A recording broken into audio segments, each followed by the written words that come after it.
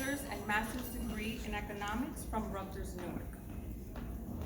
He is also a certified educator in personal finance and the owner, along with his wife, of Faithful and with a Few, a company and award-winning website that seeks to increase financial literacy among Christians and people of color. Please help me in giving Khalif Crumbly a warm welcome.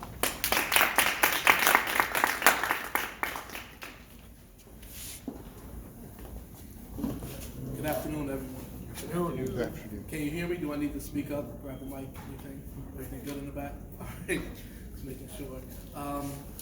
So I was asked to talk about some of my experiences just being Black in the business world, and what was it like even growing up before that? How did I get to this place? And also just think about the significance of this type of celebration. And I have to admit, when I was young, I didn't like the idea of Black History Month. And yes, I'm Black and I'm from Newark, but I didn't like it because of two things. One, it meant extra work in February. It meant that I had to do a bunch of book reports on people, and I had to actually study and know their lives, and sometimes do oral presentations about them. But also, we were only told about two people, Martin Luther King Jr. and Rosa Parks. And maybe if the person wanted to bring someone else in, maybe they talk about Harry Belafonte because we may have heard of him. But that was pretty much it. And it wasn't until I got older that I realized the significance of it, that I realized why it was so important for us to know that people who looked like us, someone who looked like me, could be a great inventor, could be a great philosopher, could be a great thinker, could have an impact on society and the world that was far greater than his ability to shoot or catch or his ability to sing. And so it really started to hit me that, wow, as a young Black man, I don't have the ceiling that I thought that I had growing up. My parents did a good job of telling me I can be anything and I can do anything, but I didn't have any business owners around me. I didn't have any examples in my community of anyone who was striving or who did anything more than perhaps working at a factory or doing something else just with their hands. And while there's nothing wrong with that, that seemed to be the only way to go, the only job I can get, or the only way that I can survive in this world. I was born in Newark. I was here, and then my parents decided, as many do if they have the opportunity, we're going to try to move him out of Newark and give him more exposure. And so we moved to Irvington, which is about 2 doors down. And so I ended up graduating from Irvington High and everything. But while I was there, I began to excel academically. Not behaviorally, but academically. I was put into a program that, it was for people who took a test and scored at a certain IQ. And of course that gave me a big head, because it was just like, I'm in this room, I'm in this class because I'm smart. And I really thought I could just move ahead based on that. And I took all these standardized tests. I don't know if they even have it anymore, California achievement tests and things like that. And took them, and I would always score post-high school. Basically, they rated you up till grade 12, and after that, you were off the charts. And I was off the charts in all these categories. And so I really was feeling myself. And then I went to college. I actually came to Rutgers, Newark, and I realized that all those achievements and all those things meant absolutely nothing, because people who didn't look like me were exposed to so much more. So teachers in classes would use terms and phrases with words I never heard of before. They would have expected me to learn certain concepts in high school that I didn't have a clue about. And I went from thinking I was great to my first year at Rutgers having a 1.2 GPA and having to drop out of class. And then I started to realize, wow, just having a gift means nothing if you don't know how to use it, or you don't know how to apply it. I didn't put the work and the effort in. And that was, I think, my first lesson, my first kind of dose of reality in this world, that in my own little bubble, I excelled just because of something that God put in me, something that I didn't control, my ability to learn something. And in this little bubble, this one small school, I excelled. But around everybody else, I was worse than average. I was way below average. And I had to realize, wow, I have to actually put some work behind this too. So then I worked a bunch of dead-end jobs. I've done pretty much every job. I was a door-to-door salesman twice in my life for two different products. I've actually had a dog sick on me. I tried to sell products in Princeton. I didn't realize that my face wouldn't work in Princeton. And this was probably in the late 90s. And I really thought I could show up at someone's house at Princeton and just say, hey, I want to sell you this, and get chased away by a dog, and you realize, wow, it doesn't work so easily. Then around this time, or a little before that actually, I became a Christian. And then I actually had something that was greater than me, something that was bigger than just this little bubble that I was in, that would drive me to need to be excellent. And so realizing that I had something else driving me and pushing me, I decided, look, I can go back to school this time. I can try. I had some conversations, I'll put it like that, with a lot of different police officers throughout the state. And so for a long time, I didn't have a driver's license. I had to give up my car. Now, this happened while one of my jobs was as a delivery person. And I lost my driver's license, but I couldn't just stop working or I couldn't pay the rent. So I had to keep driving, and then it just got worse and worse and worse from there. And through all of this, I said, okay, I need to go back to school, because I can't sustain this.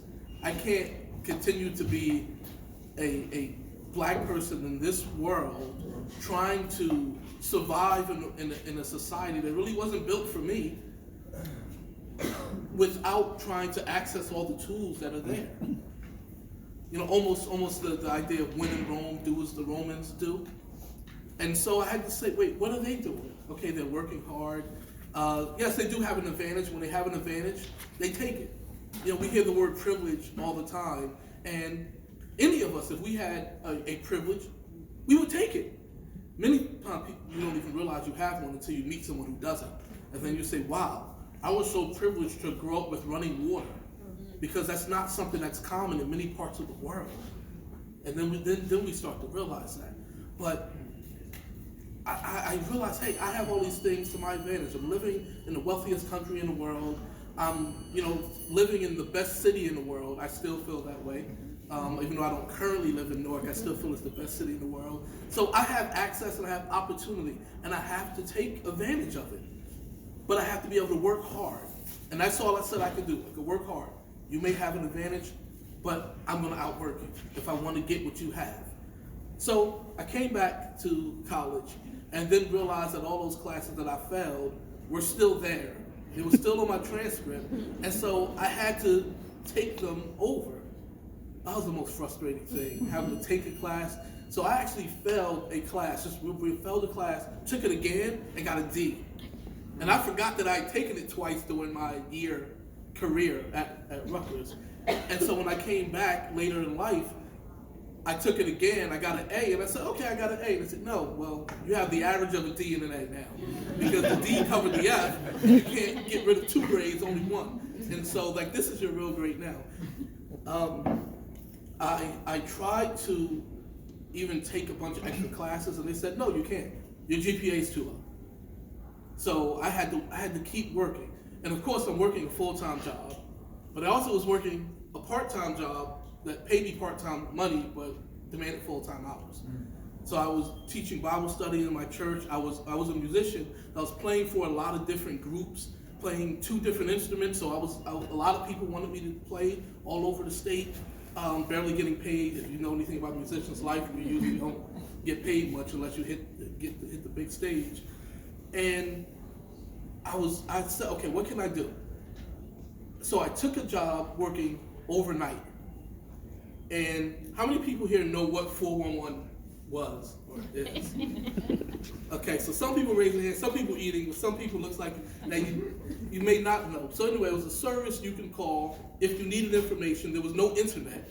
So how do I get the number to the local mechanic if I don't have the yellow? I'm not even going. If I don't have a big list of phone numbers right next to me, then what can I do? So you call 411 and then you ask for the number, and then sometimes they'll connect you or not. And so I took a job as a 411 operator for a bunch of different cell phone companies. It was actually in Secaucus. And I was working overnight so that I could go to school, and I was able to go to school during the day and at night. And so I had my full-time job, and I had my part-time job, and then I had all my studies, and then finally my GPA got high enough where I could take extra classes, and I was taking 15, 20 credits. One semester I took 23, and just anything that I could to try to get out as fast as I could, because I just knew once I get out and get a degree, then I'll be able to make some real money, because that's what we're told, right? Just go to college, get a degree, and once you come out on the other side, man, there's going to be a job sitting there. There's going to be a solid gold chair. You can just hang your degree up right on top of it, and you're sitting there and you're making big money. And that's what I thought the answer was. And I remember getting off of work, and around, I think like 7 in the morning, my shift would end. And I would drive down to the campus, and I would park on Martin Luther King Boulevard. There were no little coin machines, the parking meters. On the part that I would park right in front of Central High. And I would park out there, and I would sleep from like 7 until 8, or whenever the first class started. And let me tell you, sleeping in a car when the sun rises is brutal. I mean, the sun would shine right through the glass, and it would be magnified, and just, I would be sweating, and I would have to go to the bathroom and wash up for like 5 minutes, and then go to class. After having worked all night, and then go to another class, and then another class. And then, I don't know why I decided to do this. One of my minors, some of the classes weren't available in Newark, so then I had to go to New Brunswick in the middle of the day and take a class with a lab, 3 days a week. I'm going down to New Brunswick, and sometimes I leave my car here, or sometimes I drive down depending on what I needed. And then I would come back up, maybe get an hour of sleep before my evening class, and the evening class was like 6 to 9:30 or something ridiculous like that. And then my shift started at 10 o'clock. So I just wasn't sleeping. And I did that for a few semesters, and I would just do anything I could. So anyway, I ended up graduating with both with my bachelor's and master's, and I ended up doing it in 3 years. And I was really happy to be out. And people ask now, how did you do that? First, I don't know. My wife is here now. We've been married for a long time, but anytime we think about that time, she's like, we were just dating then. She's like, we never saw each other. I don't even remember what it was like. It was a blur. But she said we never saw each other, but she was really supportive, and we got through that time, and now we've been married close to 14 years. So, I guess she stuck around, for that through the hard part. But all this time, I'm just saying it's right on the other side. As soon as I graduate, I'm done. And then, once I got my master's degree, I was working in an engineering firm as a project accountant. And the head of the accounting department came. This is a multinational firm. It's not a little small thing. She said, I want to take you out to celebrate, you getting your master's degree. And we went out to lunch. And then she said, I just need to let you know that if you think that there's a chance for you to move up in this company, you're mistaken. Your advanced degree, which she didn't even have, she said, it doesn't mean anything. And then I noticed, and I didn't want to look at it this way. I try not to, because I don't like just saying I'm going to make an excuse for something. But I did look and notice that all of the project accountants, and I'm not exaggerating, every project accountant was black. And that was the highest level of any person of color, except for one kid who graduated from Rutgers that year. He's an Indian kid. And he graduated, and they made him the supervisor over all of the black people who have been there for about 10 to 15 years. And so everybody just kind of like, this is your ceiling. Again, I ran into another one. And I said, wow, okay. She said, if you want to advance in your career, you can't do it here. You're going to have to leave. And I don't know what else happened in the conversation or how I reacted, but I remember her asking me, do you think you could do my job? With an attitude. And apparently she didn't know me well. She didn't think I would be honest. Of course I can do your job. You are a human. I have a brain just like you do. You teach me what I need to know for the job, of course I can do it. I didn't say, oh, I'm going to do it better, all that, but yes, I could do your job. You offer me the job, you going somewhere? I'll take it. But that didn't happen, so then I realized again, okay, just my intellect as a kid wasn't enough and it didn't mean anything when I got into a bigger space with people who had different opportunities and backgrounds. And then I realized, hey, this degree doesn't really mean anything. I still had a ceiling that I could not get through. And then I had to leave, but in trying to look for another job, then I realized I had another problem. You may have heard my name is Khalif. My middle name is Amin. They both are Arabic names. They both are very ethnic sounding, and people have very difficult times trying to pronounce my name. Matter of fact, there are people who are like close to me who say my name wrong. All the time. It's almost like a running joke. So I put my name on my resume and put my address on my resume. I live in Newark with this very ethnic sounding name. But I have a master's degree. And I graduated magna cum laude. I think that's the one, right? It's like high honors. Is that the magna? Yeah, okay. I forgot now because it's meaningless. Yeah, out in the real world, at least it was for me. And if you're going for honors, high honors, I'm not telling you now. I had to put that disclaimer out there. But for me, it didn't get me anywhere. And I would apply for jobs, and no one would email me, no one would call. And then I said, wow, there must be something. Do they just smell something about this? Look at these courses I've taken. I've taken corporate finance. I've taken finance. I've taken options and derivatives in the grad school. I've taken all these classes and aced them. I've taken econometrics, and I can't get a job anywhere. So then what I did is say, okay, I'm no longer Khalif Crumbly, or Khalif Amin Crumbly. I'm K.A. Crumbly. You don't know who I am, what I am. You don't even know if I'm a man or woman. Applied to the same exact jobs, and the next day was getting phone calls and emails asking me to come in for interviews. And I realized later this is kind of a common problem, so much so that, and I was asking someone, if you're familiar with the Center for Women in Work, they actually did a study and showed this to be a very common problem, that people with ethnic sounding names with the same resume as someone who has a name that's more common in this country, have a much harder time even getting recognized. And so they did a study, and I don't remember what the stats were because I knew it happened to me personally, but at least there's academic research to back up this fact. It's not just me. Maybe I faxed my resume in at the wrong time, or maybe a different person reviewed it the next day, or whatever happened. So anyway, all this led me to see that, one, I can only control what I can control. I love the fact that we have so many in the school that I'm at. Also has started, we have a committee on diversity and inclusion. So hopefully it'll grow to the level of your center one day, your program. I think it's great to have that and have people advocating. But it's up to us to control what we can control. I still need to work as hard as I can. My father always said that to me. You have to work harder than people who don't look like you in order to be seen as equal.